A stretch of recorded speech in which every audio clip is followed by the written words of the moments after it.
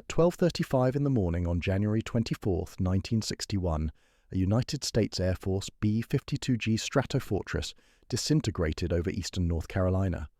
The bomber had been circling off the coast for hours, desperately trying to burn off fuel. Something was wrong with the right wing. It had started as a minor fuel leak during aerial refueling over South Carolina, 3 hours earlier. Now, at 8,000 feet, attempting final approach to Seymour Johnson Air Force Base, the structural damage reached its breaking point. The right wing tore away. The aircraft broke apart in mid-air, and as the fuselage tumbled toward the farms and fields of Wayne County, two objects separated from the disintegrating bomber. Two Mark 39 thermonuclear bombs. Each one carried a maximum yield of 3.8 megatons. That's 250 times more powerful than the bomb that destroyed Hiroshima. Enough explosive force to flatten everything within miles, to kill hundreds of thousands, to render a massive section of North Carolina uninhabitable. And both weapons were falling toward the tiny community of Faro, 12 miles north of Goldsboro. One descended under a white parachute, drifting slowly through the January darkness. The other plummeted without any parachute at all, accelerating toward impact at terminal velocity. Inside both weapons, the fusing sequence had already begun. Before we dive in, please consider dropping a like and subscribing. The mission that night was routine, or as routine as flying a nuclear-armed bomber can be. Strategic Air Command had maintained continuous airborne alert operations throughout the late 1950s. The logic was simple and terrifying. Keep bombers in the air 24 hours a day, loaded with thermonuclear weapons.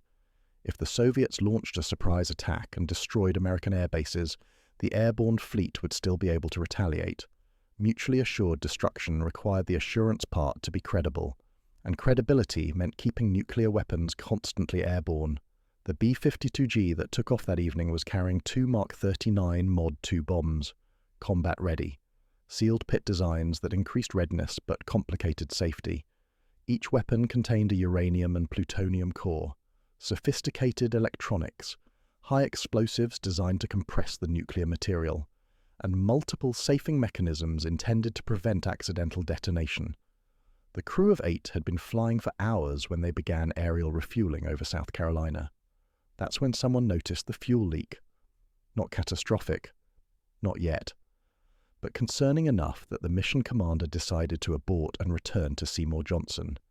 Standard procedure called for burning off excess fuel before landing. A fully loaded B-52 is too heavy to land safely, so the bomber entered a holding pattern off Wilmington, circling, waiting, burning fuel for nearly 2 hours. But the leak wasn't minor. It was getting worse. The right wing was losing structural integrity. Internal damage was spreading through the airframe, metal was fatiguing, joints were weakening, and nobody on the ground or in the cockpit fully understood how close the aircraft was to complete failure. By the time the pilot began his approach to Seymour Johnson, it was already too late. At 8,000 feet, the right wing gave way. The sudden asymmetric forces ripped the bomber apart. 3 crew members died instantly in the breakup. 5 managed to eject. Their parachutes opened. They drifted down through the same cold January air as the 2 nuclear weapons, and somewhere between 10,000 feet and 2,000 feet altitude, both Mark 39 bombs separated from the dying aircraft. This is where the official story gets complicated. This is where declassified documents reveal just how close North Carolina came to annihilation. Because when those bombs separated, accident forces mimicked human actions. Centrifugal spin during the breakup pulled lanyards. The same lanyards a bombardier would pull to release weapons during combat. The fusing sequence initiated.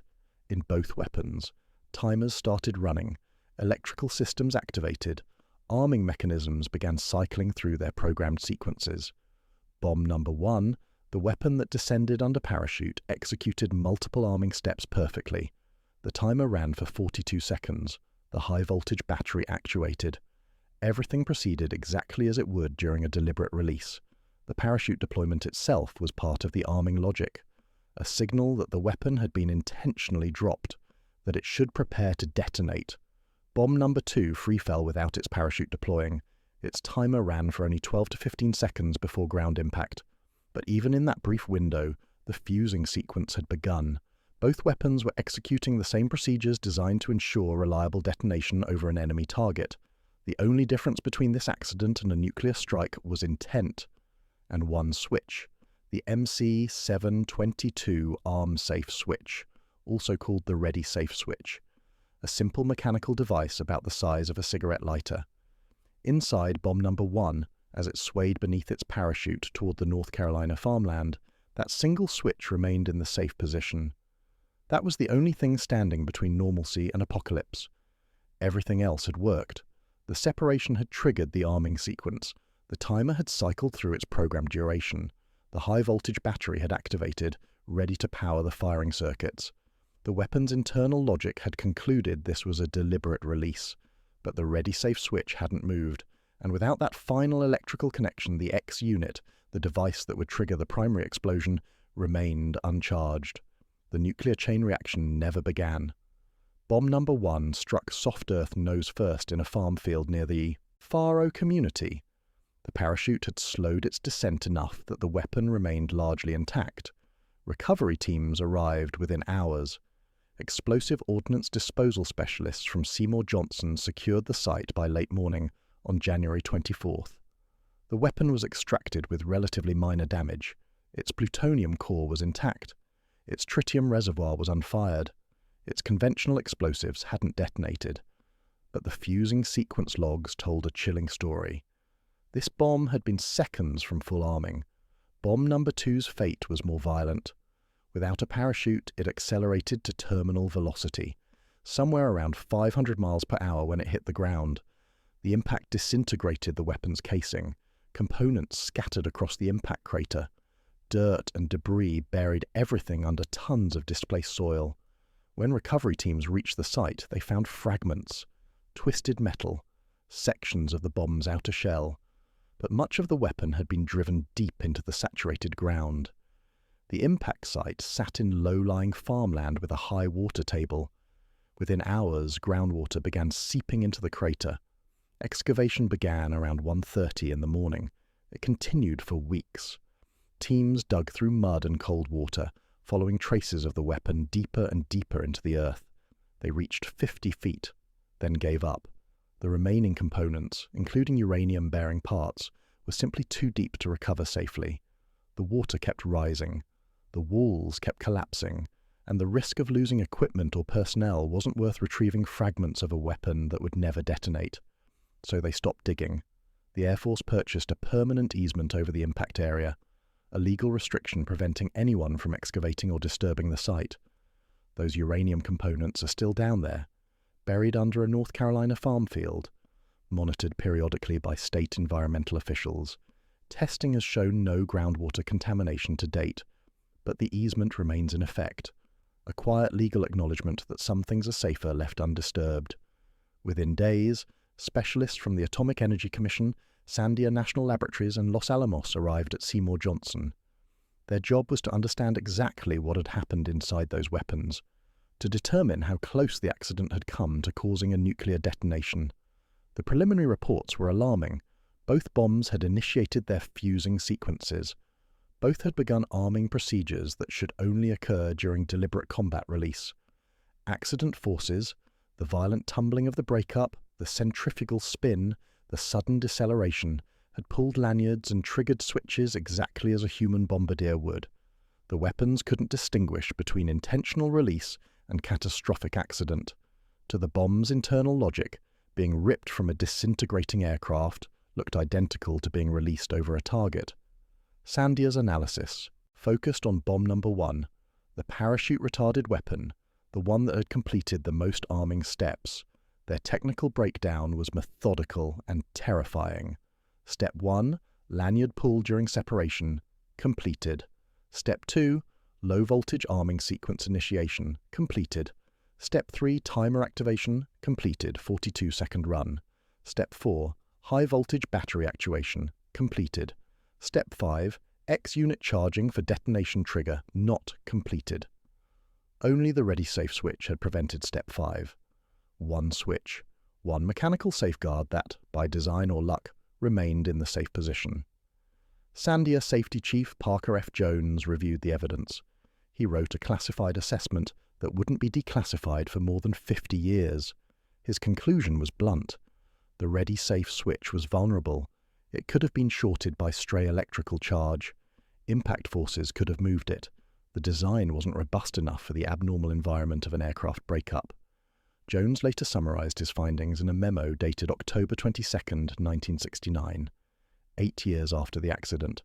The memo was titled Goldsboro Revisited. Its language was careful but clear.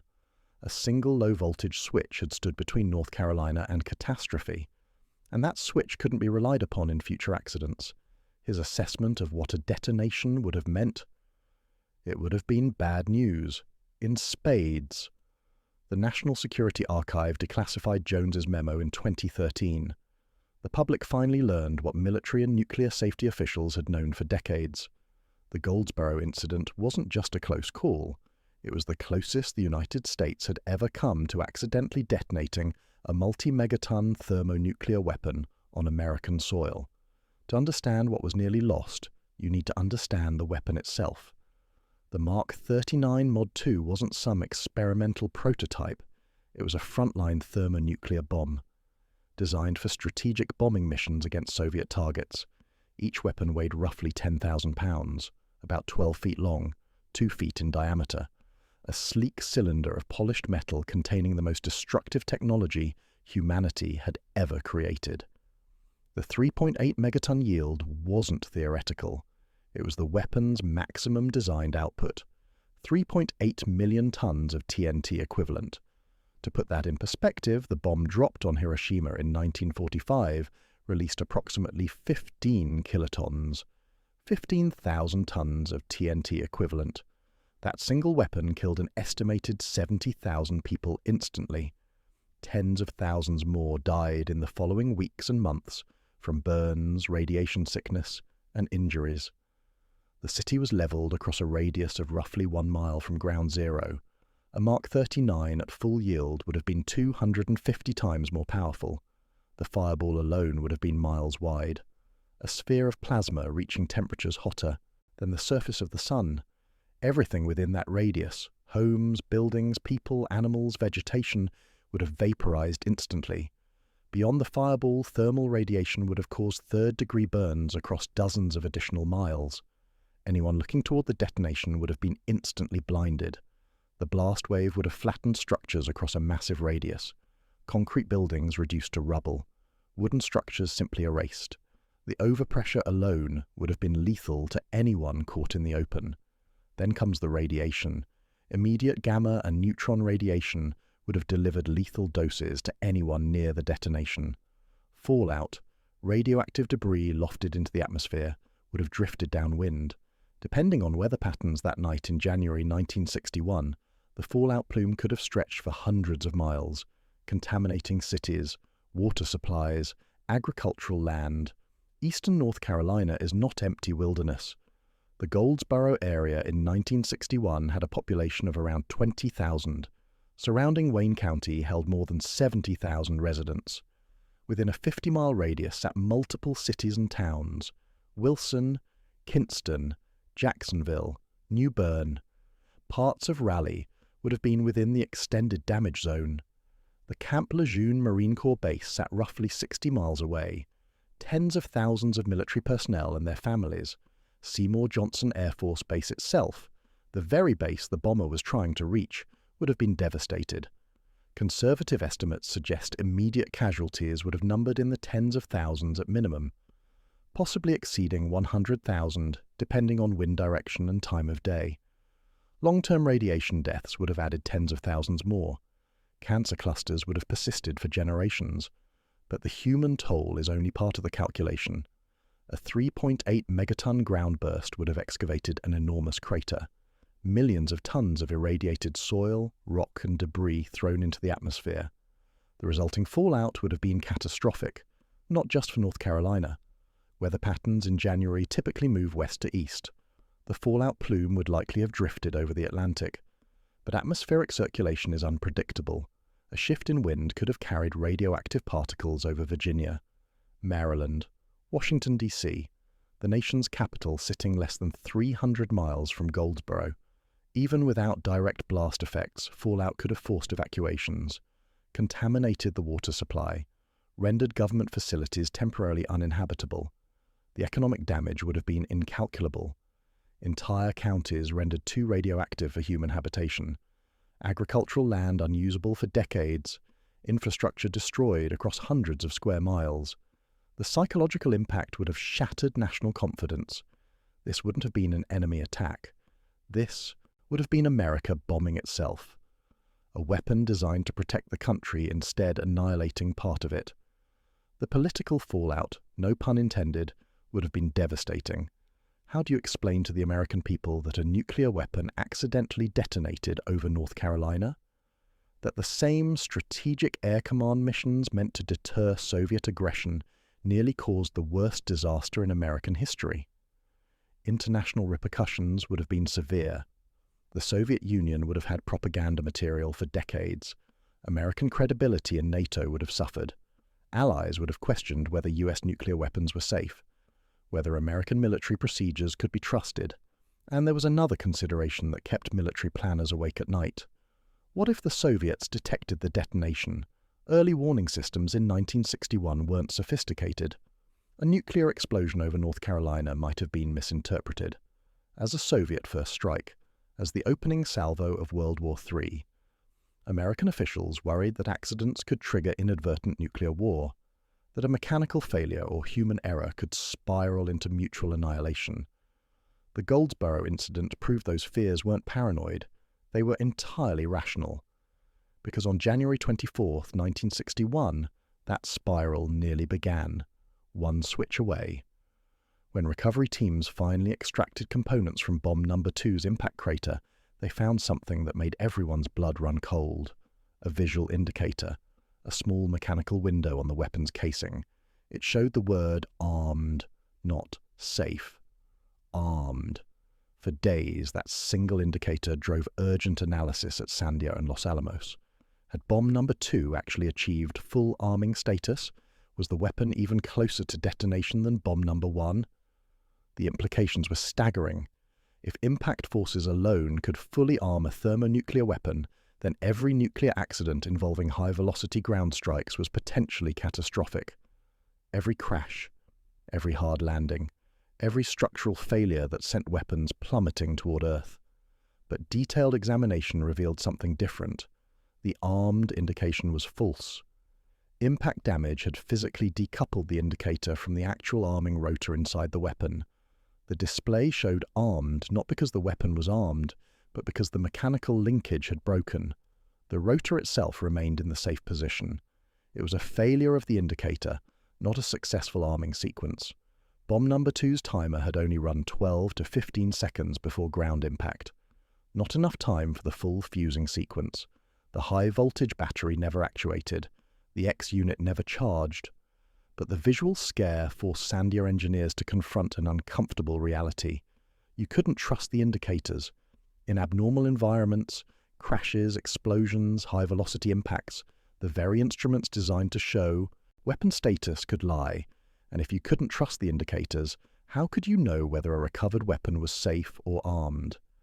The answer was invasive inspection, disassembly, direct examination of internal components, time-consuming, dangerous work that had to happen in the field, often within hours of an accident. Meanwhile, analysis of bomb number 1 continued, the parachute-descended weapon, the one that had truly come within a switch of detonation. Sandia's technical report documented every step of the fusing sequence in meticulous detail. The lanyard pulled during separation had been clean, no ambiguity. The weapon interpreted the pull exactly as designed, as a deliberate release command. Low-voltage power initialized immediately. The MC-800 series timer began its countdown, 42 seconds of programmed delay. Enough time for the aircraft to clear the blast radius after weapon release. Standard procedure for high-altitude bombing. When the timer completed its cycle, it sent signals to the next components in the arming chain. The high-voltage thermal battery received its activation command. These batteries are remarkable devices. They contain no stored electrical charge. Instead, They use a small pyrotechnic charge to rapidly heat internal components. The heat generates electricity through thermoelectric conversion. Within seconds, the battery was producing the high voltage needed to charge the X-unit. The X-unit is the weapon's primary firing mechanism, a sophisticated high-voltage capacitor system that delivers the precisely timed electrical pulse to detonate the conventional explosives surrounding the plutonium core. That detonation compresses the core to critical density, initiating the nuclear chain reaction. In bomb number 1, the X-unit received power from the thermal battery. It was ready to charge. All it needed was the final electrical connection from the ready-safe switch. That connection never came. The MC722 switch remained in safe, but here's what terrified Parker Jones and other Sandia safety analysts. That switch was never designed to withstand the forces of an aircraft breakup. It was meant to be manually positioned by the bombardier or pilot before weapon release. Once set to safe, it should stay safe. But should isn't will. The switch used a simple mechanical lever, spring-loaded to hold position, but not hardened against shock, vibration, or electrical transients. In laboratory testing after Goldsboro, engineers found the switch could be moved by impact forces. Sharp jolts could overcome the spring tension. Electrical surges could create unintended connections across the switch contacts. Even more alarming, the switch sat in a circuit that carried low-voltage signals during the arming sequence.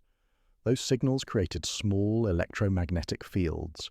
Under the right conditions, damaged wiring, compromised insulation, conductive debris, those fields could induce current flow across the switch, effectively bypassing it. Jones's 1969 memo, Goldsboro Revisited, documented these vulnerabilities in stark terms. He noted that similar ready-safe switches had failed in other incidents, not nuclear detonations, but failures nonetheless. Switches that moved when they shouldn't, circuits that completed when they should have remained open. The Goldsboro accident exposed a systemic design flaw. The weapons were optimized for reliability, for ensuring detonation when ordered. But safety, preventing detonation when not ordered, relied on single points of failure. One switch, one mechanical component, one vulnerable link in a chain that, if broken, meant megaton-scale disaster. Sandia's post-accident recommendations were urgent. Modify the ready-safe switch design immediately. Add redundant safing mechanisms. Improve electrical isolation to prevent inadvertent arming signals. Develop better methods to detect and resist abnormal environment forces. Some changes were implemented quickly, others took years. A few were never fully addressed until entire weapon systems were retired. But Goldsboro forced a fundamental shift in nuclear weapons safety philosophy. Before January 1961, the focus was on reliability, making sure weapons worked when needed. After Goldsboro, safety became equally important, making absolutely certain weapons didn't work when not needed, even if that meant accepting slightly lower reliability. Because as Parker Jones understood, and as the smoking crater in Wayne County proved, the consequences of accidental detonation far outweighed the risks of a weapon occasionally failing to detonate on command. Strategic Air Command didn't invent airborne alert because it was safe. They invented it because they were terrified. The late 1950s marked the height of Cold War nuclear anxiety. Soviet ballistic missile technology was advancing rapidly. Sputnik had launched in October 1957, proving the Soviets could put objects into orbit. If they could reach space, they could reach American cities, with nuclear warheads, and virtually no warning time. Traditional ground-based bomber alerts seemed inadequate. If Soviet missiles destroyed American air bases in a surprise first strike, the bomber fleet would be annihilated before it could respond. Mutually assured destruction only works if retaliation is guaranteed. So SAC developed Operation Chrome Dome and similar continuous airborne alert missions. Keep a portion of the strategic bomber force in the air at all times, loaded with thermonuclear weapons, ready to proceed to Soviet targets on authenticated command. At peak operations, SSC maintained roughly a dozen B-52s airborne around the clock, circling over the Arctic, the Atlantic, the Mediterranean. Each bomber carried multiple multi-megaton weapons. The missions lasted 12 to 24 hours. Crews endured cramped conditions, aerial refuelings, and the constant, psychological weight of carrying civilization-ending weapons. The bombers flew preset routes called fail-safe orbits. If they didn't receive authenticated go codes, they'd return to base after completing their patrol. But if war broke out, if communication confirmed Soviet attack, they'd proceed to their assigned targets. It was a system built on razor-thin margins, human alertness, mechanical reliability, electronic precision, all maintained continuously under grueling operational conditions. And as Goldsboro proved, those margins were thinner than anyone wanted to admit. The January 1961 mission was routine until the fuel leak. The crew had trained for emergencies, but nobody had trained for catastrophic structural failure during approach. Nobody had anticipated the unique forces that would act on the weapons during a high-altitude breakup. The B-52G that came apart over North Carolina wasn't the first airborne alert aircraft to crash, and it wouldn't be the last. In January 1957, a B-52 carrying nuclear weapons crashed in California after a similar structural failure.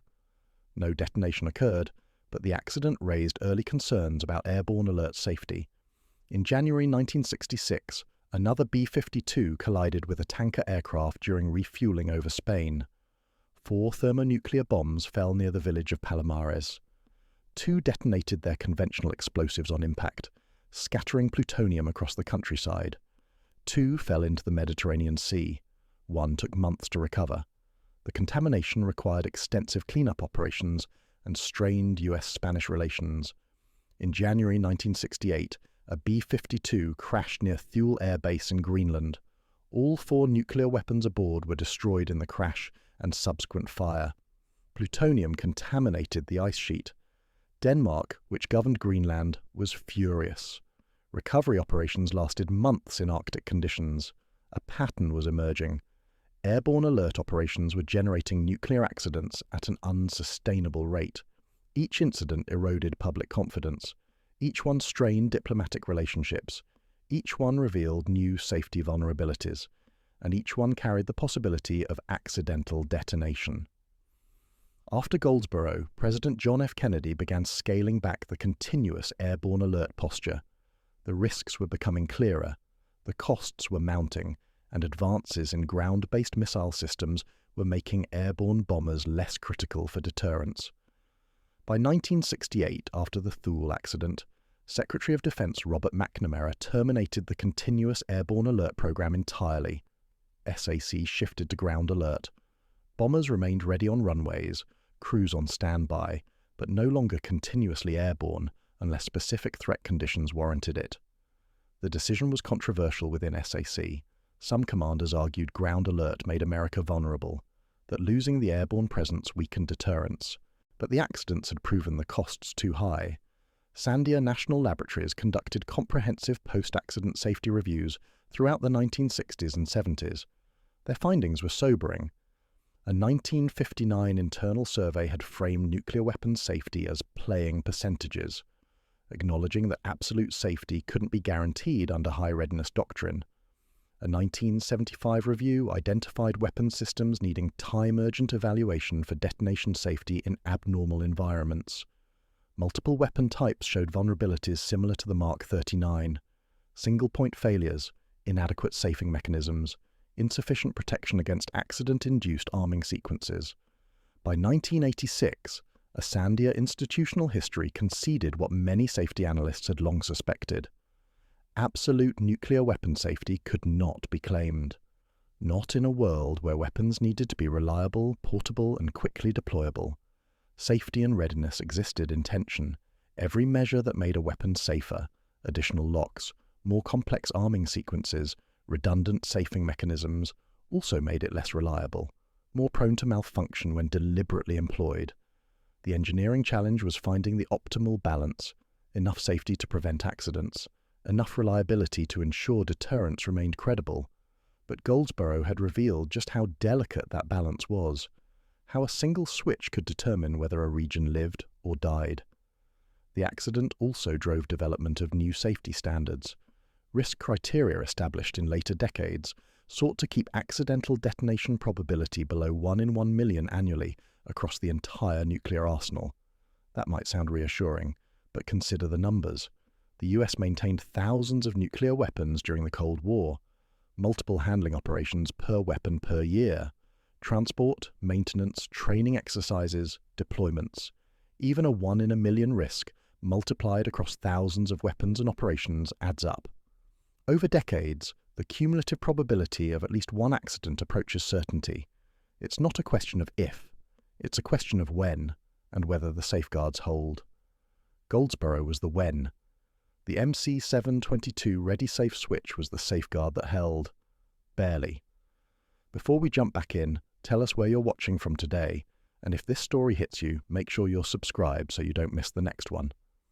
Today, if you drive along North Carolina Highway 111 near the community of Eureka in Wayne County, you'll pass a small historical marker. State marker F70, erected in 2012. The text is brief. Nuclear mishap.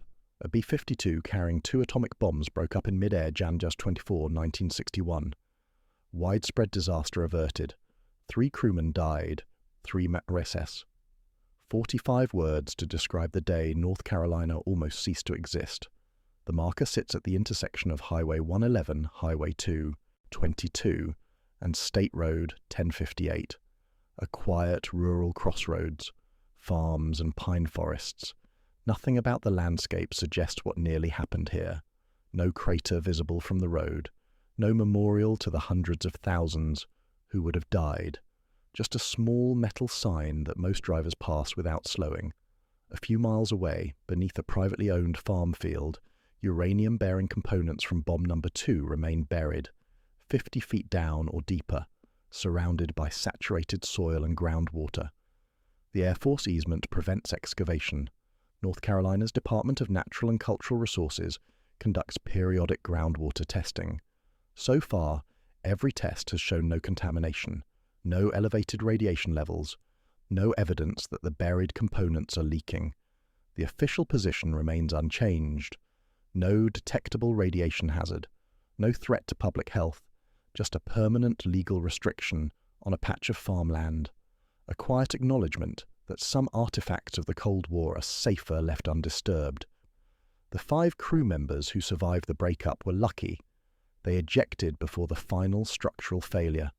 Their parachutes opened. They landed in fields and forest, injured but alive. The 3 who died, Major Walter Scott Tulloch, Captain Richard Radin, and Sergeant Francis Roger Barnish, never made it out. Their names are remembered in military records and local commemorations, but the broader story remained classified for decades. The full technical details of how close bomb number 1 came to detonation weren't publicly known until 2013, when the National Security Archive obtained declassified documents through Freedom of Information Act requests. Those documents revealed Parker Jones's assessments, Sandia's technical analyses, the vulnerabilities in the ready-safe switch, the systemic design flaws that made accidents like Goldsboro not just possible, but perhaps inevitable under airborne alert operations. Journalist Eric Schlosser used these documents as research for his book Command and Control, published in 2013. The book brought renewed public attention to nuclear weapons accidents, to the close calls and near misses that punctuated Cold War history. The BBC, The Guardian, and other international media covered the declassification.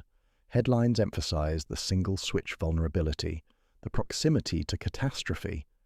But the story didn't fundamentally change U.S. nuclear policy. By 2013, airborne alert had been terminated for 45 years. The Mark 39 bombs had long been retired from service. Modern nuclear weapons incorporate multiple independent safing mechanisms, use control systems, environmental sensing devices that distinguish between normal deployment and accident conditions. Permissive action links requiring coded authorization before arming sequences can initiate. The improvements are real, but they emerge from accidents like Goldsboro, from learning through near catastrophe, where the vulnerabilities lay.